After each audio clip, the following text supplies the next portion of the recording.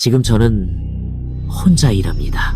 학습 컨설팅, 관리과외, 성적 코칭. 그냥 프리랜서죠. 누가 보기엔 편해 보일 수도 있어요. 시간도 제가 짜고요. 누구 눈치도 안 보니까요.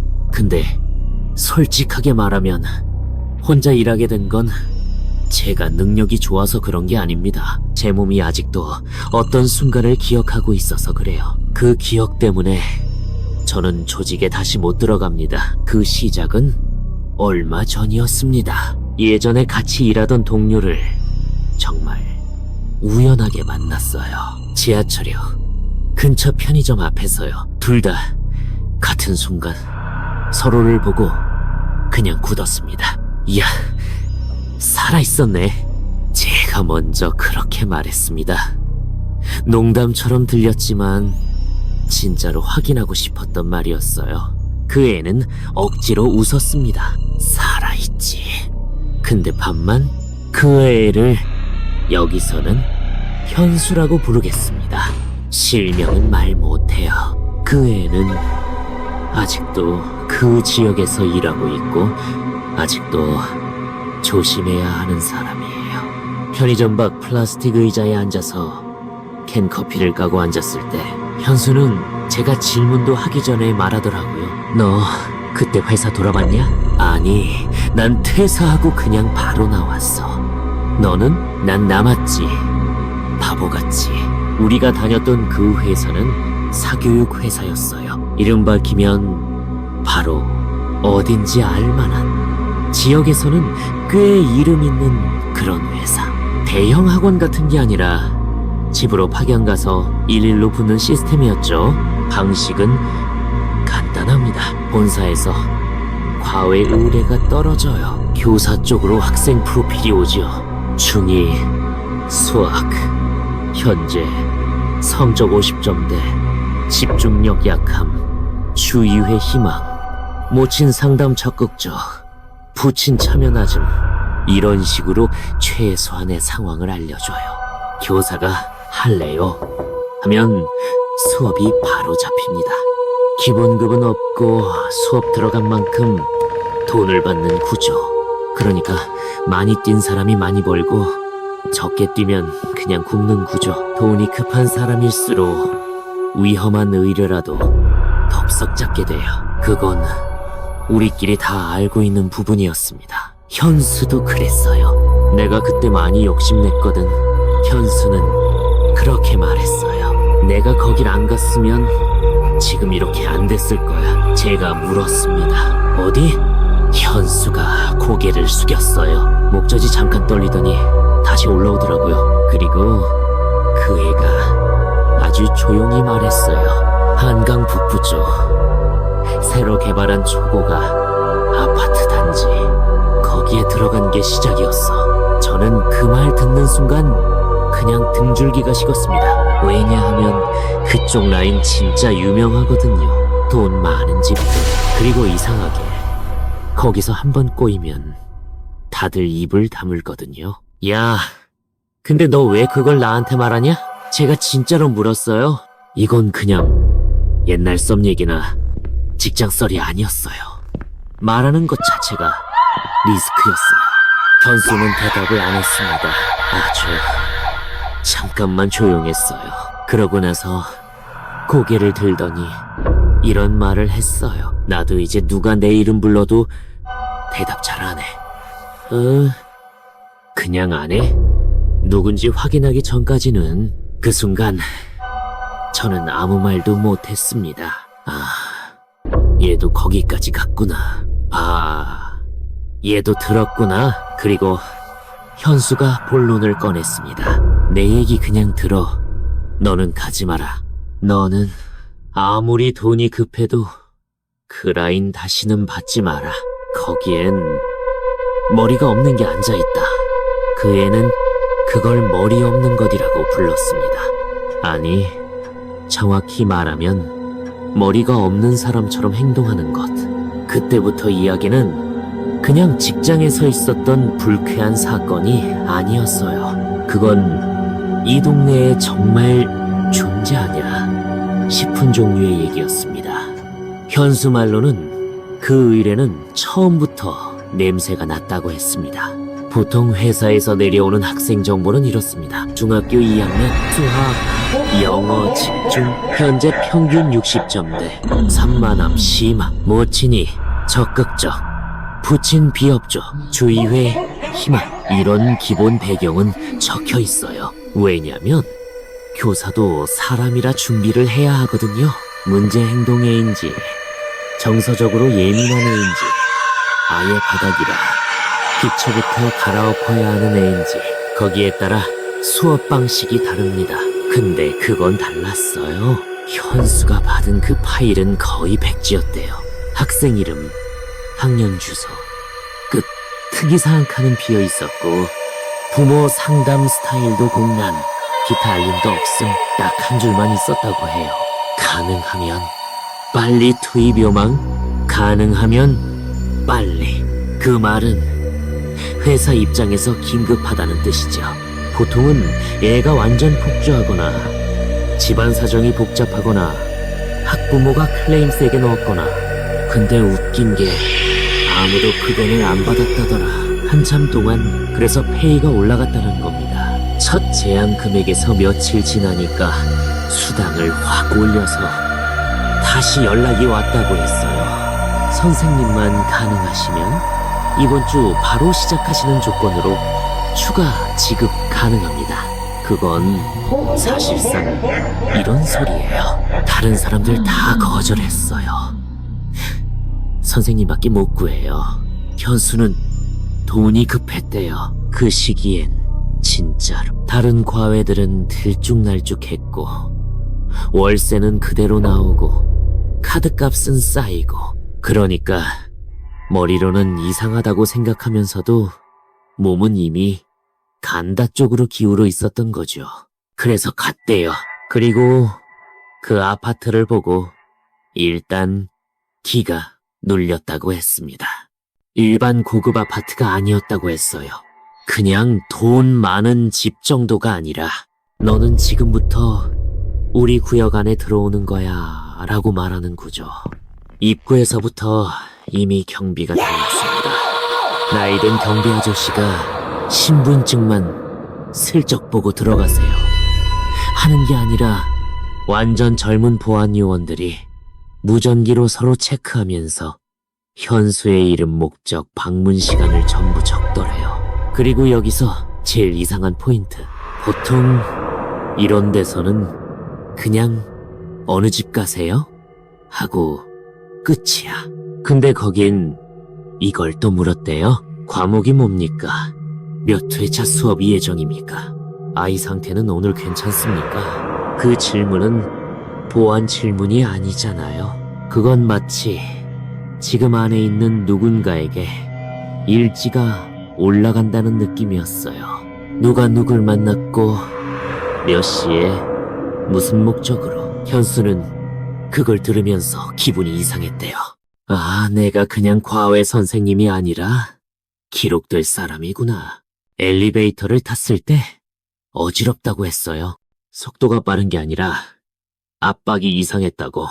그 엘리베이터 안에서 자기가 혼자 타고 있었는데 이상하게 어깨 쪽이 간질간질하고 무거웠다 그랬어요. 누가 같이 탄 느낌인데 옆을 보면 아무도 없었어.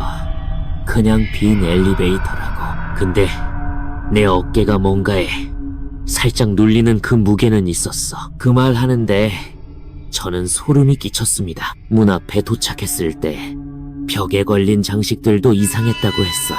그냥 비싼 집에 있을 법한 추상화가 아니라 뭔가 의식적으로 골라둔 것 같은 장식들. 현수가 말하길 그 집 현관 입구에 사슴머리 같은 게 있었다고 했습니다.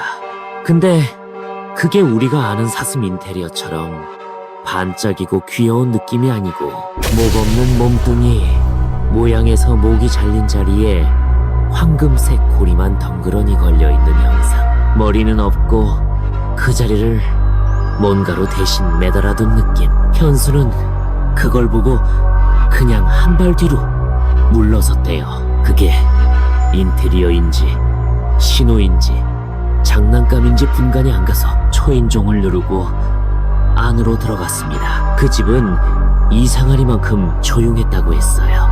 집에 사람이 분명히 있는데 생활 소리가 없었대요.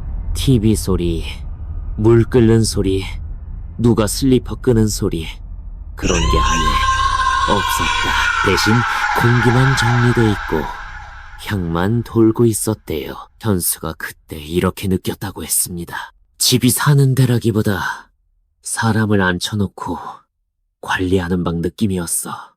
병원 병실도 아니고 상담실도 아닌데 여긴 네가 그냥 들어오는 게 아니야 라고 딱 말하고 있는 곳 같았어.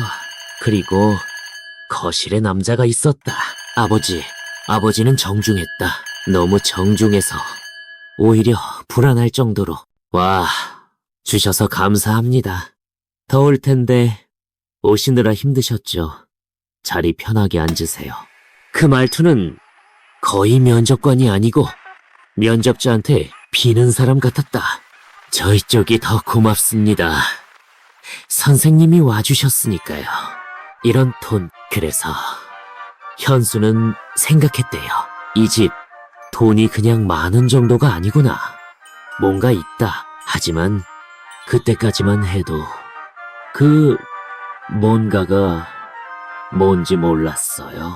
아직은 그냥 부담스러운 부잣집이었다.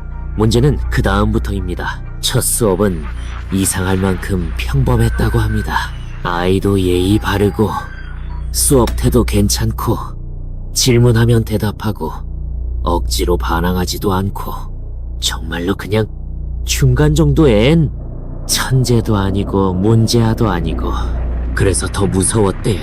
이 정도 애 때문에 왜 프로필이 비어 있었는지 이해가 안 갔으니까. 수업이 끝나고 아버지는 너무 깍듯하게 인사를 했답니다. 오늘 너무 감사했습니다. 선생님 아니면 이 아이를 맡길 데가 없어서요. 이 말은 이상했어요. 이 아이를 맡길 데가 없다. 서울에서 돈이 이렇게 많은 집이 과외업체줄 서 있는 동네에서 현수는 그 말을 그냥 넘겼어요. 그땐 그냥 과장 심한 애 정도로만 들렸대요. 문제는 그 다음 주부터였습니다. 어머니가 연락을 해온 겁니다. 아버지가 아니라 어머니는 굉장히 공손하고 낮은 목소리로 말했대요. 선생님, 혹시 잠깐만 따로 상담 가능하실까요? 문제 때문에 제가 조금 답답해서요. 이건 흔한 요청이라서. 현수는 그냥 네, 그럼 수업 전에 20분 정도 일찍 갈까요? 라고 했대요. 그랬더니 어머니가 아니라고 했습니다. 집은 조금 신경 쓰여서요. 혹시 근처 카페에서 잠깐만 뵐 수 있을까요? 여기서부터 이미 이상했지만 현수는 갔습니다. 왜냐면 솔직히 말해서 이런 상담 신뢰 형성, 장기 계약 고정 수입 구조, 이게 프리랜서 교사들에겐 생명줄이거든요. 카페는 아파트 단지 바로 아래가 아니었다고 합니다. 조금 떨어진 대로에서 한 블록 더 들어간 유난히 조용한 곳. 평일 낮인데도 손님이 거의 없었다고 했어요. 사람이 비정상적으로 없는 카페 있잖아? 딱 그 느낌이었어. 라고 현수가 말했습니다. 어머니는 앉아 있었고 웃고 있었고 너무 단정했답니다. 나이를 가늠하기 어려울 정도로 깔끔했다는 거예요. 화장도 진하고 화려한 스타일이 아니라 이상하게 흠집이 없다는 느낌. 대화를 시작했습니다. 근데 예상과 달랐어요. 아이 얘기가 거의 안 나왔습니다. 처음 몇 마디만 아이 얘기를 했대요. 요즘 집중이 잘 안 되는 것 같아요. 방에서 오래 안 나와요. 이 정도. 그리고 바로 분위기가 바뀌었답니다. 어머니가 자기 얘기를 꺼내기 시작했어요. 남편 얘기, 집 얘기, 외로움 얘기. 여기는 너무 조용해요. 말을 할 사람이 없어요. 다들 듣는 흉내만 내지 제대로 대답해주진 않아서요. 그 말을 어머니는 웃으면서 했답니다. 울먹이지도 않았고 감정적으로 폭발하지도 않았고 웃고 있었어요. 그게 오히려 더 이상했대요. 현수는 순간적으로 느꼈대요. 아, 여기서 내가 선을 그어야 되는구나. 여기서 교사 모드로만 남아야 되는구나. 근데 동시에 다른 마음도 들었대요. 그래도 내가 들어주면 이 집 수업 오래 간다. 그러면 월세는 해결된다. 현수는 그걸 그대로 말했습니다. 솔직히 그때 나는 멈췄어야 했어. 근데 못 멈췄어. 나도 먹고 살아야 했거든. 그러다가 어머니가 말했습니다. 선생님은 비밀 잘 지켜주시죠? 현수는 반사적으로 네라고 했대요. 입이 먼저 나갔어요. 직업병이죠. 부모들 앞에서는 네, 당연하죠 라고 대답하게 돼 있으니까. 그리고 그 다음 문장이 문제였습니다. 어머니가 웃으면서 이렇게 말했대요. 저희 남편은 선생님이랑 따로 얘기 좀 하고 싶어 해요. 오늘 밤의 시간 괜찮으세요? 오늘 밤이요? 네. 원래는 이런 자리를 따로 안 만들려고 했는데 선생님은 좀 달라서요. 현수는 그 순간 등줄기를 타고 내려오는 느낌을 딱 알았다고 했습니다. 아, 이거 그냥 교육 상담이 아니구나. 그때 머릿속으로 스쳐간 선택지가 3개였다고 해요. 지금 당장 거절한다. 그냥 도망친다. 연락 끊는다. 회사를 통해서만 말하자고 돌린다. 그래도 간다. 내가 수습할 수 있다고 믿는다. 현수는 3번을 골랐습니다. 그의 말로 그대로 옮기면 이랬어요. 왜 갔냐고? 솔직히 말해줄까? 돈 때문도 맞고. 근데 그것만은 아니야. 그 집안이 너무 조용해서 내가 빠지면 진짜로 그 애 혼자 남을 것 같았어. 아버지도 어머니도 둘 다 뭔가 정상이 아닌데 그 사이에 애만 멀쩡하더라고. 현수는 그렇게 말했어요. 내가 거길 끊는 순간 그 애가 누구 손에 남는지 내가 모르게 되는 게 더 무서웠어. 그 말이 끝났을 때 저는 못 웃었습니다. 그건 위험한 생각이거든요. 내가 안 끊어야 애가 안전하다. 그건 이미 그 집에 끌려들었다는 증거입니다. 그날 밤 현수는 약속된 장소로 갔습니다. 집이 아니었다고 합니다. 아파트 단지도 아니었어요. 어머니가 보냈던 주소는 간판불도 거의 꺼져 있는 작은 식당의 지하층이었답니다. 문은 닫혀 있었는데 벨을 누르니까 안에서 누가 들어오세요라고 했어요. 이미 기다리고 있는 목소리, 이미 준비되어 있는 자리. 그걸 들으면서 현수는 생각했다고 합니다. 아, 이 집은 우리 회사를 부른 게 아니구나. 우리는 그냥 지금 필요한 부품으로 불린 거구나. 현수가 도착했을 때 그곳은 일반 가게처럼 보이지 않을 때가 있습니다. 입구 유리문은 불이 꺼져 있었고 간판도 절전 모드처럼 희미했답니다. 겉으로 보기에는 오늘 휴무처럼 보여요. 근데 인터폰 비슷한 걸 누르자마자 안에서 바로 대답이 나왔대요. 오셨죠?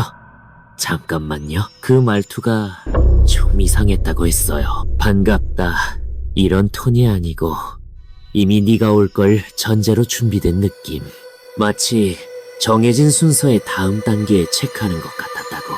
문이 열리자 한쪽은 생각보다 넓었습니다. 1층이 아니라 지하로 내려가는 짧은 계단이 있었고 계단 아래 복도는 조명이 반만 켜져 있었답니다. 그 반만 켜진 불빛 때문에 벽이 더 길어 보이고 사람 그림자가 조금씩 길어졌다 짧아졌다 했대요. 현수 말로는 진짜 이랬어요. 나 혼자 내려가는데 내 그림자 말고 하나가 더 있는 것처럼 보였어. 근데 뒤돌아보면 아무도 없었어. 그냥 내가 혼자였어. 계단을 내려가면 안쪽에 작은 룸처럼 막힌 공간이 있었답니다. 거기만 조명이 따로 켜져 있었고 그 조명은 웃기게도 너무 밝았대요. 마치 사진 찍을 때 쓰는 조명같이 얼굴을 정면에서 환하게 비추는 빛. 그 방에 남편이 앉아 있었다. 현수가 집에서 봤던 그 아버지, 완벽하게 깔끔하고 예의 바르고 조용하던 그 사람. 근데 이번엔 뭔가 달랐다고 했습니다. 현수 표현 그대로 옮기면 이랬어요. 집에서 봤던 느낌은 회사 임원. 근데 여기서는 뭐라고 해야 하지? 그냥 관리자도 아니고 주인에 가까웠어. 공기 자체가 여긴 내 구역, 이런 식이었어. 식탁 위에는 한식 반찬 몇 개랑 고기가 있었대요. 근데 이상하게 새로 막 조리한 느낌이 아니라 이미 차려져서 기다린 느낌. 김도 이미 조금 식어 있었고 고기 냄새도 방에 꽉 고여있던 상태. 현수가 앉자마자 남편이 물었다고 했습니다. 입맛에 맞으실지 모르겠네요. 드시고 얘기하시죠. 그 말투는 여전히 공손했지만 이번엔 이상하게 질문이 아니었다고 했어요. 드세요라는 말이 아니라 드시고 얘기하세요. 이미 합의된 순서처럼 현수는 젓가락을 들까 말까 하다가 그냥 물만 마셨답니다. 목이 너무 말라서. 그러자 그 남자가 웃었다고 했어요. 입만 웃고 눈은 거의 흔들리지 않았대요. 선생님, 먼저 오해 없으시도록 말씀드릴게요. 우리는 선생님을 존중합니다. 그리고 선생님 덕분에 우리 아이가 안 무너지는 거 잘 알고 있어요. 현수는 그 말이 이상했다고 했습니다. 안 무너진다? 겨우 한두 번 수업했는데 무슨 안 무너진다까지. 그리고 그 아버지가 이런 말을 했답니다. 저희 집은 밖이랑 조금 다르게 돌아갑니다. 선생님도 이미 느끼셨겠죠. 그 말이 너무 자연스러워서 오히려 소름이 끼쳤대요. 마치 우리가 이상하다는 걸 네가 알아챈 거 안다 라고 확인하고 들어가는 느낌. 현수가 그때 겨우 입을 열었답니다. 어머님은 어디 계세요? 그 남자의 표정은 바뀌지 않았대요. 그냥 웃는 얼굴 그대로 고개만 아주 조금 기울이더니 이렇게 말했다고 했습니다. 그 사람은 오늘은 말하지 않는 게 좋겠네요. 그 순간 현수는 등 전체가 싸늘해졌답니다. 왜냐면 표현이 그 사람은 바빠서 못 와요가 아니었거든요. 오늘은 말하지 않는 게 좋겠네요. 그건 마치 있기는 한데 지금은 소리내지 않는 게 낫다. 이런 뉘앙스였어요. 그 말투 자체가 이미 정상이 아니었습니다. 그리고 그 다음 테이블 반대편 의자에 누군가가 앉아 있었답니다. 현수는 그걸 있었다고 했어요. 근데 누가 있었다고 말하진 않았습니다. 이게 무슨 말인지 저는 처음에 이해 못했거든요. 현수는 그 장면을 이렇게 설명했습니다. 맞은편 의자에 비롯이 앉아있는 것처럼 보였어. 어깨선이 있었어. 근데 그 위가 없었어. 머리가 있어야 할 자리가 비어 있었어. 근데 더 역겨운 건 그 빈자리에서 시선이 느껴졌다는 거야. 그리고 그 남자는 마치 거기 누군가가 앉아있는 것처럼 말하더라. 그 아버지, 그 남편은 테이블 맞은편 쪽을 향해 고개를 돌리고 말했답니다. 아주 자연스럽게 이 선생님이야. 인사드려야지. 거기에는 아무 얼굴이 없었어요. 형체라고 부를 만한 것도 애매했답니다. 근데 그 공간은 비어있는 느낌이 아니고 이미 차있는 느낌이었다는 거예요. 차있는데 내가 못 보는 거, 내가 못 본다는 게 알려지는 순간 기분이 훅 무너지는 그 감각. 현수는 그 순간 숨이 막혀서 젓가락을 다시 내려놨다고 했어요. 물도 삼키기 어려웠대요. 목 뒤가 얼어붙는 느낌이 들었다고 했습니다. 그 남편은 아주 조용하게 말했다고 했습니다. 우리 입장에서도 원하지 않는 상황이 있습니다.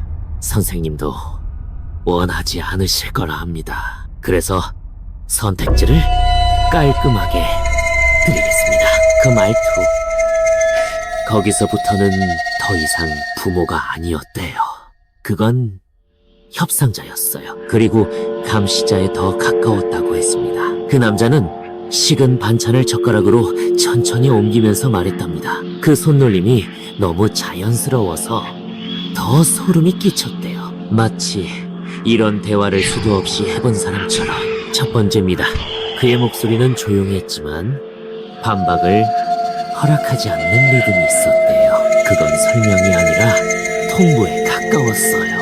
우리는 오늘 있었던 상담, 앞으로의 만남, 그리고 우리 집 내부 구조에 대해 아무 말도 하지 않으셨으면 합니다. 입 밖으로 단 한마디도요. 현수는 말없이 고개를 끄덕였다고 합니다.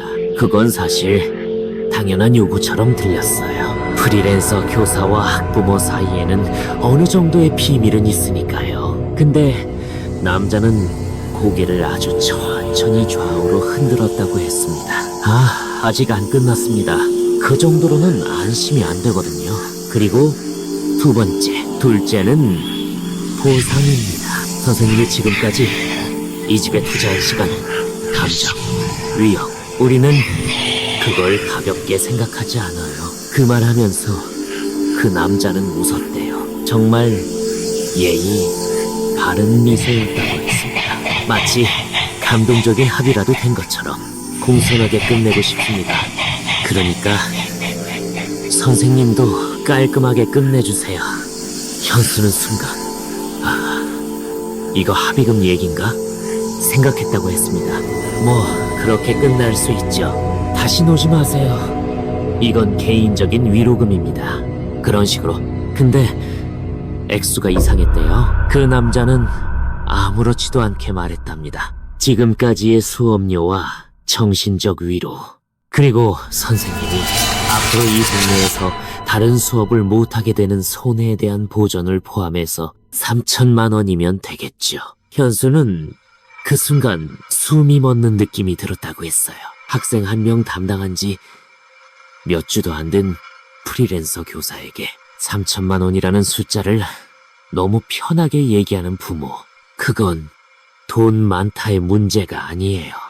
그건 우린 이런 상황을 시나리오처럼 반복해왔다는 뉘앙스에 가깝습니다. 그리고 역시나 남자는 그 다음 말까지 이미 준비된 사람처럼 이어갔답니다. 물론 즉시 전액을 드릴 순 없죠. 현금 흐름이라는 게 있으니까 일부는 바로, 일부는 간격을 두고, 대신 우리 쪽도 보장이 필요하죠. 현수는 직감적으로 이해했습니다. 여기서부터가 함정이구나. 그리고 세 번째, 그 남자는 목소리를 아주 낮췄다고 했어요. 마지막입니다. 그 순간 맞은편 의자, 그 머리 없는 자리에서 뭔가가 살짝 몸을 기울이는 듯한 기척이 있었다고 현수는 말했습니다. 형체가 눈에 보인 건 아니야. 근데 의자 천이 아주 조금 주름지면서 눌렸어. 사람이 고개를 옆으로 기울일 때 나는 그 미세한 오돌림 있잖아. 그게 났어. 그 남자는 그쪽을 향해 말했다고 합니다. 지금 조용히 있어. 그러고 나서 현수 쪽을 다시 보며 계속했습니다. 세 번째는요, 선생님 통장을 잠깐만 빌리는 겁니다. 현수는 그 말을 듣고 바로 머리가 하얘졌다고 했어요. 왜냐면 그게 뭔지 안다고 했습니다. 업계에서 가끔 들리는 얘기, 명예 빌려달라, 잠깐만 돌려쓰겠다, 이런 종류의 요구. 그건 그냥 돈 문제가 아니고 기록 문제예요. 통장이 한 번 엮이면 그 이후에 어디서 어떤 이름으로 뭘 돌아다니는지 모르게 돼요. 현수는 그 자리에서 거의 반사적으로 고개를 저었답니다. 그건 안 됩니다. 그랬더니 남자의 미소가 조금 내려갔다고 했어요. 완전히 표정이 무너진 것도 아니고 화를 낸 것도 아닌데 아쉽네요 라는 느낌만 살짝. 그리고 그 남자가 이렇게 말했다고 했습니다. 선생님, 오해하시면 안 됩니다. 저희는 선생님한테 물리적인 위해를 가하고 싶은 마음이 전혀 없어요. 말은 예의 바르고 문장은 부드럽고 단어는 다 정상이었어요. 근데 그 말이 끝나자마자 방 안 공기가 확 식었다고 했습니다. 조명이 그대로인데도 온도가 떨어진 느낌.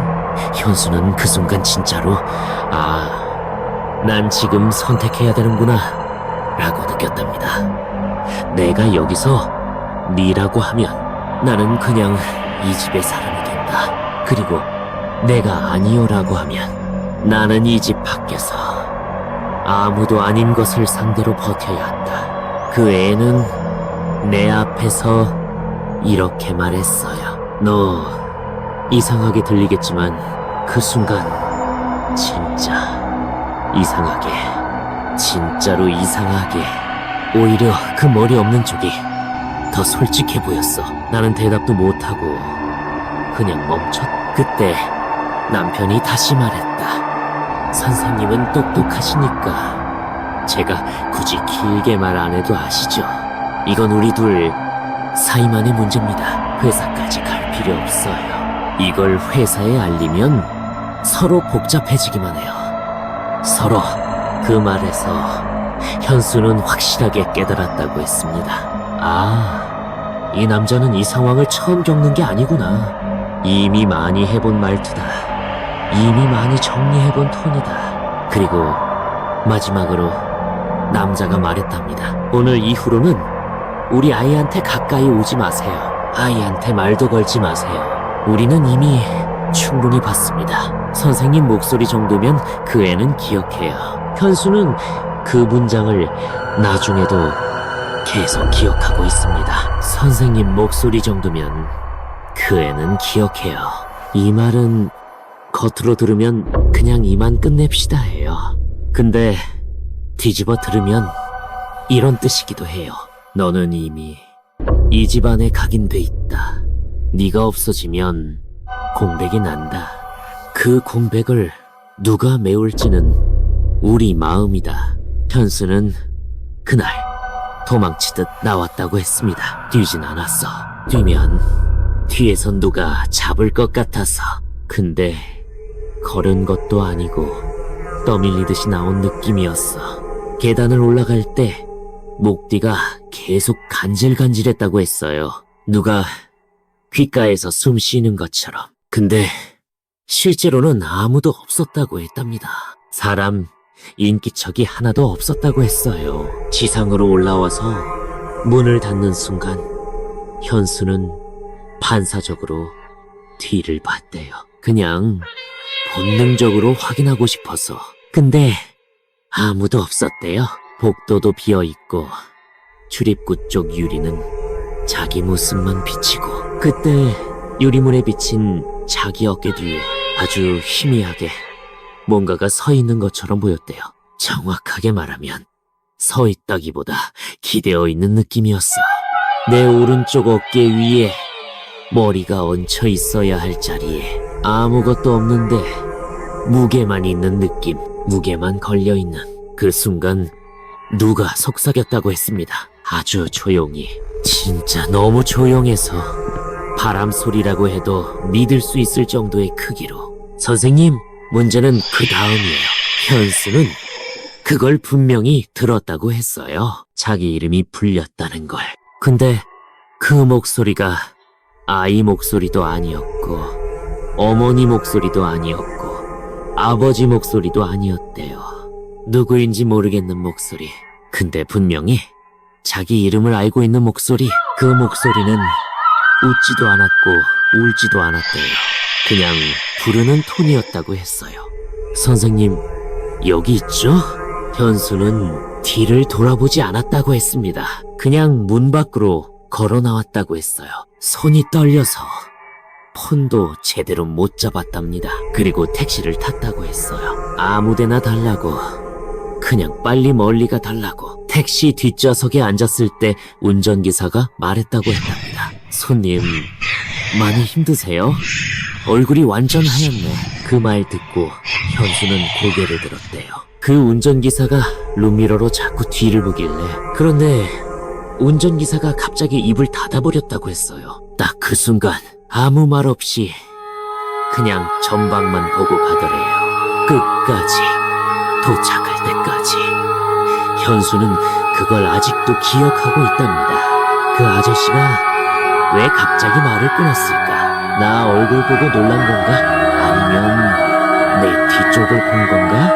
그 애가 마지막으로 이렇게 말했어요. 그날 이후로 누가 내 이름 부르면 난 안 돌아봐. 진짜로 안 돌아봐. 그게 사람인지 아닌지 확인하니. 제가 물었습니다. 경찰에는 말 안 했어? 현수가 씁쓸하게 웃더라고요. 뭐라고 말해? 고액과외 집에 갔더니 머리 없는 게 앉아 있었습니다라고 말해. 아니 그냥 협박당했다고만이라도. 내가 협박당했다고 말하면 나도 믿겨. 알아. 내가 왜 거기까지 가 있었는지, 왜 밤에 따로 만났는지, 왜 회사 몰래 갔는지 그거부터 묻겠지. 그 애는 잠깐 숨을 들이마셨다가 다시 내쉬었습니다. 결국 남는 건 그거야. 내가 틀린 건 맞아. 그리고 난 빠져나왔어. 근데 그 아이는 그 질문 이후로 둘 다 한동안 말이 없었습니다. 편의점에 자위에 앉아있는 우리 둘 사이로 밤 공기가 그냥 지나갔습니다. 그리고 현수가 마지막으로 한마디를 더 했습니다. 진짜 마지막으로 하나만 더 말해줄까? 뭔데? 그 집에? 기억나? 그 애는 수업할 때 나한테 한 번도 아빠라고 안 했어. 뭐라고 했는데? 항상 아버님이라고 했어. 마치 자기 집 주인 부르는 것처럼. 현수는 고개를 떨구고 아주 조용히 중얼거렸어요. 그리고 아버지라는 말을 한 번도 안 썼어. 그 순간 저는 알았어요. 이건 단순히 부모가 이상하다의 영역이 아니구나. 이건 그 집안에서 누가 부모 역할을 하고 있는지조차 명확하지 않은 상태구나.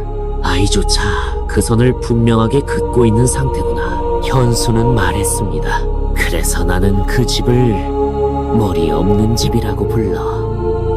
누가 위에 있는지는 다 아는데 누가 진짜 얼굴을 갖고 있는지는 아무도 몰라. 그리고 걔네가 제일 무서워하는 건 뭐 같아? 제가 물었습니다. 현수는 캔커피를 탁자 위에 천천히 내려놓더니 그대로 대답했습니다. 들어갔다. 나와서 밖에서 떠드는 사람. 그러니까 너 같은 사람. 저는 그때 깨달았어요. 이 얘기는 진짜로 귀신 이야기이기도 했지만 동시에 살아있는 사람들 이야기이기도 했다는 걸. 그리고 솔직히 말하면 그 둘의 경계는 현수한텐 이미 무너져 있었다. 현수는 그날 이후 바로 수업을 끊지 못했습니다. 이해 안 된다고요? 듣는 사람은 보통 이렇게 말합니다. 아니 그렇게까지 무서웠으면 그냥 바로 손절하지. 왜 계속 갔어? 현수 말은 다릅니다. 그게 안 돼. 저도 그 말을 처음엔 이해 못했어요. 근데 이게 단순히 돈 때문에 손절 못했다가 아니었다.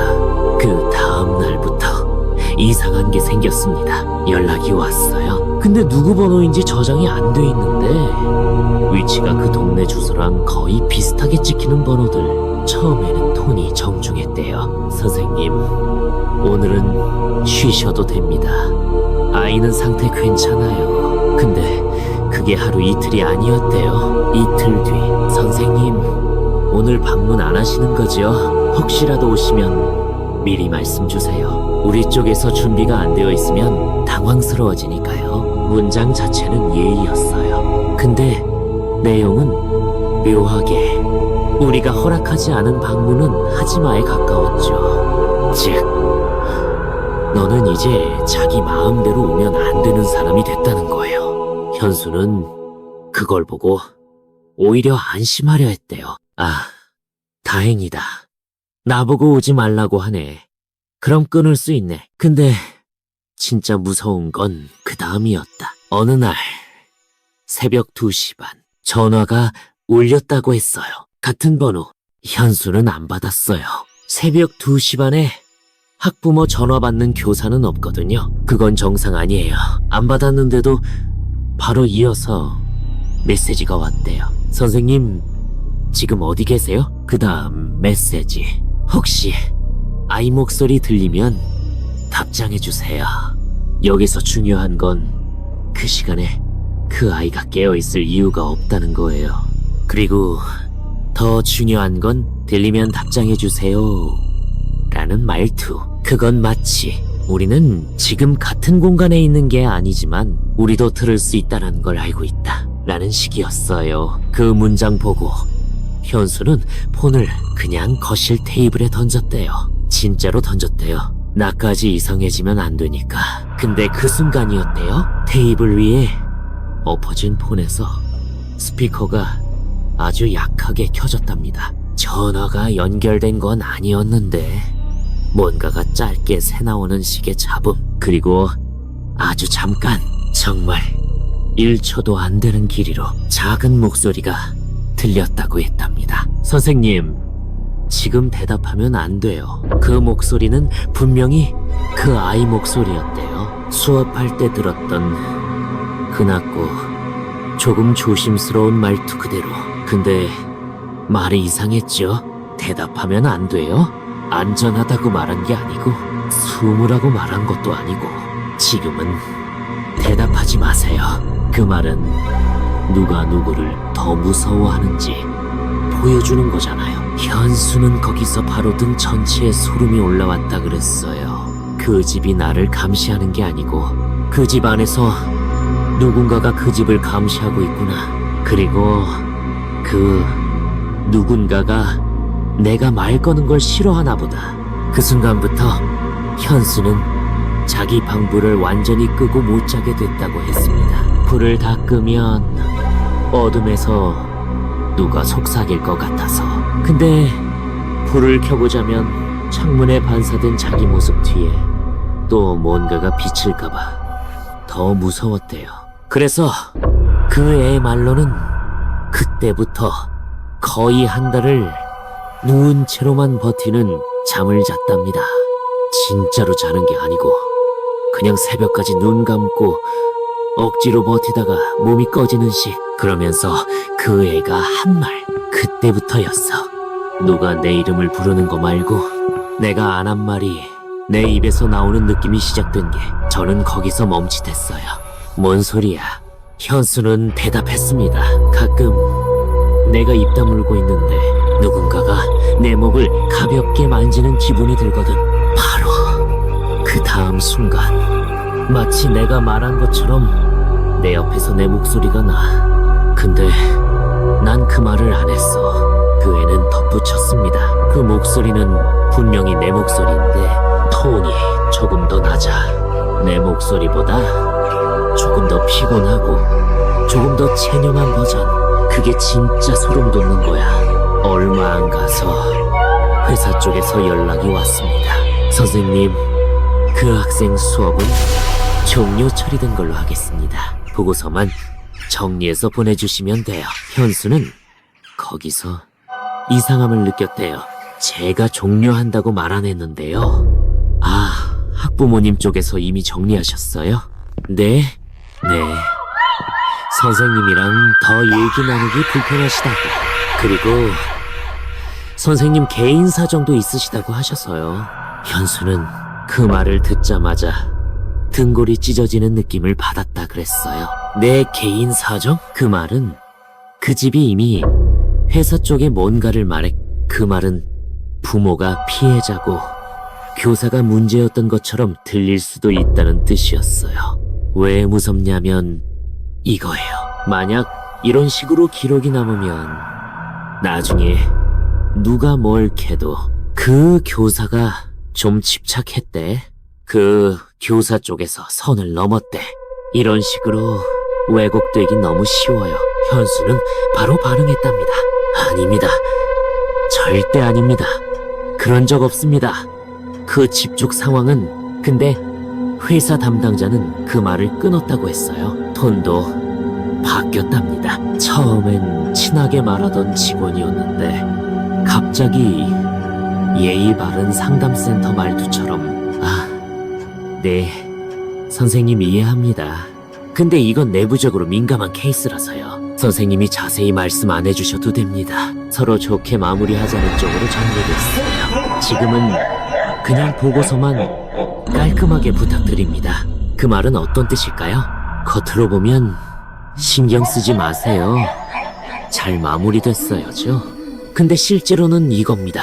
이 일은 이미 문 닫혔으니까 선생님 입이 열지 마세요. 현수는 전화를 끊고 그대로 책상에 앉아서 손을 떨었다고 했습니다. 왜냐면 지금부터가 진짜 무서웠거든요. 그 애가 회사 내부 시스템에 다시 로그인해서 그 학생의 프로필을 확인하려고 했대요. 수업 기록, 첫 상담 메모, 부모 요청 이력, 그런 거 다 조회 가능한 시스템이 있거든요. 나중에 분쟁 나면 회사 보호하려고 전부 저장합니다. 원래는 근데 그 학생 정보창이 비어 있었답니다. 정확히 말하면 존재하지 않는 학생으로 떠 있었다고 했어요. 해당하는 학생이 없습니다. 이 말이 얼마나 이상하냐면요. 현수는 그 학생 집에 실제로 갔고 수업도 실제로 했고 회사에서 첫 수업 수당도 입금까지 받았어요. 그런데 그 학생이 회사 기록에서 말소된 거예요. 마치 애초에 없었던 것처럼. 현수가 그 화면을 보고 든 생각이 이거였대요. 이거 나만 지우는 게 아니구나. 이 집은 자기한테 불편한 건 전부 지운다. 그 지움은 그냥 IT 로그 삭제가 아니었어요. 그건 기억까지 지우는 방식이었어. 왜냐면 이 다음부터가 더 무섭거든. 며칠 뒤 회사 내 다른 강사 하나가 현수한테 연락이 왔대요. 같이 밥 2번 먹었던 형 같은 사람. 야, 너 그 동네 고액 라인 들어갔다며? 축하한다. 미쳤다. 너도 결국 뚫었네. 그 집 있잖아. 너 들어간 거 맞지? 그 아파트. 아버님 되게 젠틀하신 분. 나 예전에 한번 컨택했는데 결국 다른 선생님으로 갔다. 그러더라. 아마 너인 듯. 현수는 목구멍이 막히는 느낌을 받았대요. 숨이 잠깐 안 들어왔대요. 그리고 억지로 물었답니다. 그 집, 그 애? 프로필 봤어? 최근에 뜬 거야. 엥? 무슨 애 얘기하냐? 그 형이라고 부른 그 강사는 아주 가볍게 웃으면서 이렇게 말했다고 했대요. 아니, 나는 아직 배정 안 받았다고. 걔네 아직 과외 안 들어갔다며. 너도 들어가려고 상담만 본 거지? 아니야? 야, 부럽다. 그런 집 드물어. 너 잘 굴리면 진짜 편하게 산다. 그 순간 현수는 깨달았대요. 지금 회사 안에서 이건 아직 아무도 안 들어갔다인 거다. 내가 들어간 기록이 사라졌다. 나는 이미 없던 사람으로 정리됐다. 그리고 그 집은 이제 다음 사람을 받을 준비를 끝낸 거다. 현수는 제 앞에서 두 손을 얼굴에 붙이고 얘기했습니다. 그때 진짜 토할 뻔했어. 이거 그냥 나 하나로 끝나는 문제가 아니구나. 나 다음이 있구나. 이게 한 번짜리 일이 아니구나. 그 애는 아주 조용히 덧붙였습니다. 그래서 나는 지금도 교육 쪽에서 이력서 낼 때 그 지역만은 비우고서 오해받을까 봐서가 아니야. 그냥 그 동네에서 내 이름 나오면 무조건 내가 손해야. 멈칫한 제가 물었습니다. 무섭냐? 현수는 대답도 안 하고 그냥 고개만 끄덕였어요. 근데 그 끄덕임이 지금 이 순간이 아니라 아직도에 가까운 끄덕임이었어요. 현수가 그 집을 마지막으로 나간 지 한 달쯤 지났을 때 전화가 왔습니다. 발신 번호는 모르는 번호였고 발신지는 분명히 서울이었대요. 받을까 말까 하다가 그냥 받았어. 현수는 그렇게 말했습니다. 그냥 이젠 뭐든 마무리 짓고 싶었거든. 그런데 아무 말이 없었답니다. 5초, 6초, 7초. 숨소리도 없고 잡음도 없고 전화기 속이 마치 텅 빈 복도처럼 고요했다고 했습니다. 그러다 아주 작게 톡 하는 소리가 났대요. 수화기 안쪽 어딘가에서 뭔가 떨어지는 소리, 그 뒤로 났고 얇은 숨소리가 들렸답니다. 선생님, 그 목소리, 그 톤, 그 리듬 전부 기억에 남아 있었다고 했습니다. 현수는 반사적으로 폰을 멀리 던졌어요. 그리고 그대로 멈췄대요. 내가 진짜 바보였던 게 뭐냐면 그 목소리를 들은 순간 이제 다시 시작됐구나 그렇게 느꼈어. 그날 이후 이상한 일들이 생겼다고 했습니다. 메일함에 모르는 첨부 파일이 자꾸 들어왔대요. 보내는 사람 이름은 다 달랐지만 파일 이름은 항상 같았어요. Recording 2022 Wave. 용량은 크지 않았어요. 그리고 무조건 새벽 2시쯤 들어왔다고 했습니다. 처음엔 안 열어봤대요. 근데 어느 날 술김에 그냥 눌러봤답니다. 파일은 7초짜리였어요. 잡음 섞인 음성 한 줄. 이름을 잊지 말아요. 현수는 그날 이후 메일 계정을 닫았습니다. 근데 그게 끝이 아니었어요. 집 근처 편의점 CCTV에 자기 뒷모습이 찍혀 있었다고 했습니다. 근데 그 프레임 안에는 자기 말고도 하나 더 있었다고. 자기 바로 뒤에 고개가 없는 형체, 어깨까지 살아. 그 위는 비어있는 그림자. 경찰에 신고했냐고 물었더니 현수는 그냥 웃더라고요. 누가 믿어? 요즘 세상에 고개 없는 사람 돌아다닌다고 하면 나부터 검사하겠지. 그 웃음은 완전히 말라 있었어요. 현수는 요즘 새벽마다 눈을 뜬다고 했습니다. 특정 시간, 늘 같은 시각, 2시 19분. 그 시각이 되면 누가 귓가에서 부른대요. 현수 선생님, 그건 명확히 사람 말투인데 끝에 억양이 틀리다고 했어요. 선생님이 아니라 선생님, 내려가는 어조. 그건 인간이 부를 때의 높낮이가 아니래요. 그 애가 마지막으로 말했어요. 그 집에는 지금도 그림자가 있어. 그 집에 살던 사람은 이사 갔는데 그림자는 아직 남아있대. 현수는 어느 날 자신의 수업 영상을 편집하다가 이상한 걸 발견했습니다. 학생이 문제를 푸는 장면이었는데 음성 파형에 낯선 주파수가 섞여 있었어요. 그건 사람 목소리라기보다 숨과 소리 사이에 있는 무언가였답니다. 그는 노이즈를 지우려고 볼륨을 낮췄습니다. 그런데 노이즈만 더 또렷해졌어요. 볼륨을 0으로 내리자 그 소리가 선명하게 들렸대요. 이름을 부르지 마요. 그 목소리는 화면 속에 없었습니다. 쌩도 현수 자신도 그 말을 하지 않았어요. 하지만 녹화본 속에서는 분명히 누군가가 그 말을 하고 있었습니다. 카메라 뒤쪽에서. 그날 밤 현수는 노트북을 닫고 불을 껐습니다. 그 순간 방 안 어딘가에서 딸깍하는 소리가 들렸대요. 녹화 버튼을 누를 때 나는 소리. 그는 급히 불을 다시 켰습니다. 그런데 컴퓨터는 꺼져 있었어요.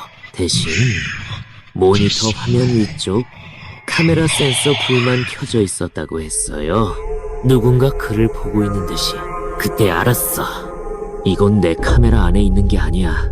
내가 카메라 속에 들어간 거야. 그 후로 현수는 이름을 부르지 않게 됐습니다. 학생 이름도 자기 이름도. 화상 수업에서 학생들이 선생님 이거요 하면 그는 그냥 응만 했대요. 이름이 불릴 때마다 화면이 살짝 흔들렸거든요. 그리고 그 흔들림은 그 이름의 길이만큼 지속됐습니다. 어느 날 새 학생이 들어왔습니다. 수업 시작 전에 그 그 아이가 물었어요. 선생님, 뒤에 누가 있어요? 현수는 급히 카메라를 돌렸지만 아무도 없었어요. 근데 아이는 웃지 않았습니다. 화면 너머로 작게 속삭였어요. 아까 고개 숙였어요. 선생님 뒤에 있는 사람이요. 그날 밤 현수는 꿈을 꿨습니다. 자신이 그 집 복도 끝에 서 있더랍니다. 아주 깊고 긴 복, 문 하나도 없고 빛도 없었어요. 그 복도 끝에서 누가 말했습니다. 이제 당신 이름은 없어. 그 목소리는 어딘가 낯익었습니다. 아버지도 어머니도 아닌 사이의 목소리. 그 집에 있던 머리 없는 형체의 목소리였어요. 그날은 평소처럼 평온했답니다. 서울 외곽의 작은 독서실. 현수는 학생 한 명을 가르치고 있었어요. 새로운 학생이었고 나이는 중학생쯤 되어 보였대요. 아이의 이름은 연아였어요. 조용하고 집중 잘하고 눈빛이 깊었대요. 그런데 처음부터 뭔가 어색했답니다. 표정이 낯이 익었어.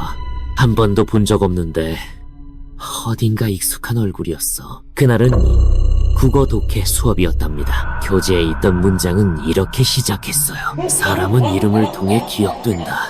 연아는 그 문장을 천천히 읽더니 고개를 들어 현수를 똑바로 바라봤대요. 그리고 아주 조용히 물었답니다. 선생님, 제 이름 기억하시죠? 그 순간 현수는 손끝이 얼어붙는 느낌이 들었대요. 목소리, 억양, 말투 모두 그 집 아이랑 같았답니다. 단지 얼굴만 달랐을 뿐이에요. 네, 기억하죠. 그가 겨우 대답했어요. 그러자 연아가 고개를 끄덕이며 웃었어요. 근데 그 미소는 중학생 아이의 미소가 아니었답니다. 그럼 다행이에요. 선생님은 이름을 잊지 않으니까. 그 말을 마치자 독서실 형광등이 깜빡 하고 꺼졌다가 켜졌어요. 잠깐의 어둠. 그리고 그 순간 책상 위 교재에 연아의 그림자가 없었다고 했습니다. 빛은 있었어요. 책도 있었어요. 현수의 그림자도 분명 있었어요. 그런데 연아 자리에는 아무 그림자도 없었어요. 현수가 급히 눈을 들자 연아는 이미 창가 쪽으로 고개를 돌리고 있었답니다. 창문 너머엔 비가 오고 있었어요. 그리고 그 빗소리 사이로 아주 작게 그 아이가 중얼거렸어요. 이제 다 끝났어요. 이름이 남았으니까 그 아이가 자리에서 일어났습니다. 걸어나갈 때 그 발소리는 한 걸음마다 조금씩 작아졌대요. 마치 사람 발소리가 아니라 점점 사라지는 소리처럼. 현수는 그날 이후 연아를 다시 본 적이 없답니다. 등록 기록도 전화번호도 아무것도 없었어요. 심지어 그날 수업 CCTV에는 현수 혼자만 앉아 있었다고 했습니다. 그는 지금도 말합니다. 그날 내 앞자리에 있던 건 학생이 아니라 기억이었어요. 그리고 그 말 다음에 늘 이렇게 덧붙입니다. 사람은 이름을 통해 기억된다. 근데 어떤 이름은 잊지 못하게 하려고 남는 거야.